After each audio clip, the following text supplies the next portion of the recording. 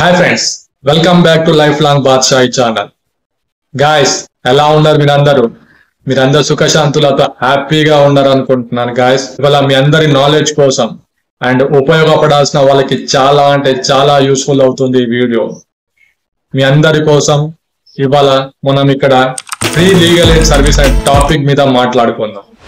అసలు free legal aid service అంటే ఏంటి, ఎలా అప్లై చేయాలి, ఎవరు అప్లై చేయాలి, ఎవరికి అప్రోచ్ అవ్వాలి, దీని స్పెసిఫిక్ ఎలిజిబిలిటీ క్రైటీరియాస్ ఏంటి, సెక్షన్ 12 దేని గురించి చెప్తుంది, ఇవాళ వీటన్నిటి గురించి మీ అందరికి క్రిస్టల్ క్లారిటీగా డీటెయిల్డ్ గా పిన్ పాయింట్లు ఇక్కడ మీకు చెప్తాను. ఈ వీడియోని ఎండ్ వరకు చూడండి, స్కిప్ చేయకండి, ఎందుకంటే చాలా అంటే చాలా యూస్ఫుల్ పాయింట్స్ దీంట్లో ఉన్నాయి. సో గాయస్, ఎటువంటి టైం వేస్ట్ చేయకుండా, ల్యాక్ చేయకుండా, సో కాల్డ్ బెనిఫిట్ కోసం వీడియోని లెంతీ చేయకుండా స్ట్రైట్ మ్యాటర్ లోకి వెళ్ళిపోదాం, పాయింట్ మాట్లాడుకుందాం. Let start. మ్యాటర్ లోకి వస్తే ఫ్రీ లీగల్ ఎయిడ్ సర్వీస్ అంటే ఏంటి?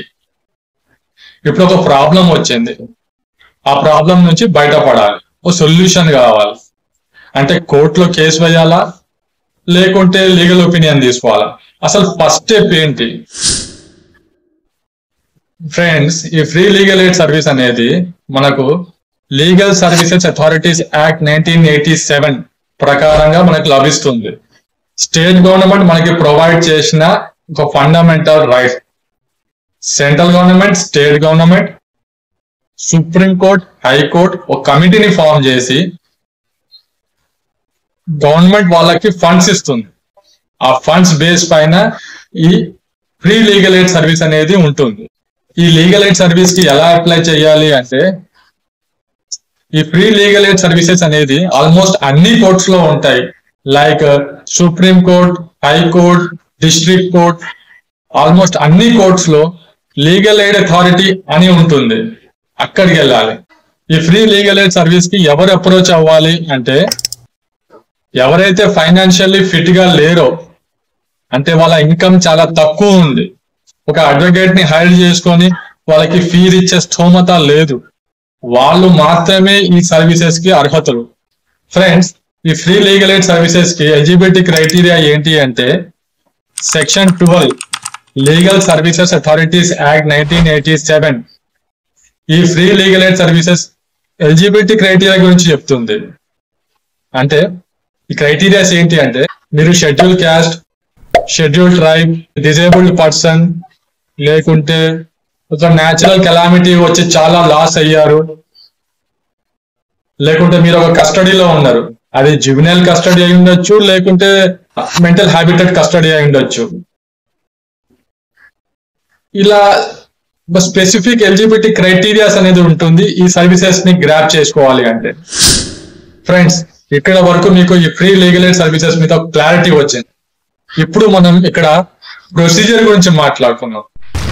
Procedure in the sense like, మీరు లీగల్ ఎయిడ్ అథారిటీ ఆఫీస్ కి వెళ్ళాక అక్కడ ఏం జరుగుతుంది, వాళ్ళు మిమ్మల్ని ఏం అడుగుతారు, మీరేమేమి ఇవ్వాల్సి వస్తుంది వాళ్ళకి, వాటి గురించి ఇక్కడ నేను మీకు ఫుల్ క్లారిటీ ఇస్తాను. ఈ ఒక్క వీడియో చూస్తే చాలు మీకు ఫుల్ క్లారిటీ వచ్చేస్తుంది టాపిక్ మీద. మీరు లీగల్ ఎయిడ్ అథారిటీ ఆఫీస్ కి వెళ్ళాక వాళ్ళు మీకు ఒక ఫామ్ ఇస్తారు. ఆ ఫామ్ లో మీరు కొన్ని బేసిక్ డీటెయిల్స్ ని ఎంటర్ చేయాల్సి ఉంటుంది.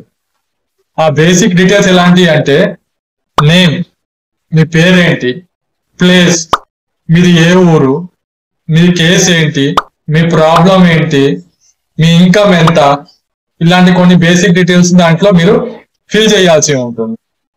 అండ్ ఆల్సో మీరు ఇన్కమ్ సర్టిఫికేట్ వాళ్ళకి సబ్మిట్ చేయాల్సి ఉంటుంది.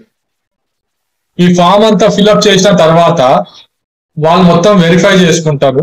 చేసిన తర్వాత వాళ్ళు మీకు మీ కేసు రిలేటెడ్ డాక్యుమెంట్స్ ని అడుగుతారు. సో గాయస్, ఆఫీస్కి వెళ్లే ముందు మీరు డాక్యుమెంట్స్ అన్ని సెట్ చేసుకొని వాళ్ళకి ఒక సెట్ ఇవ్వండి.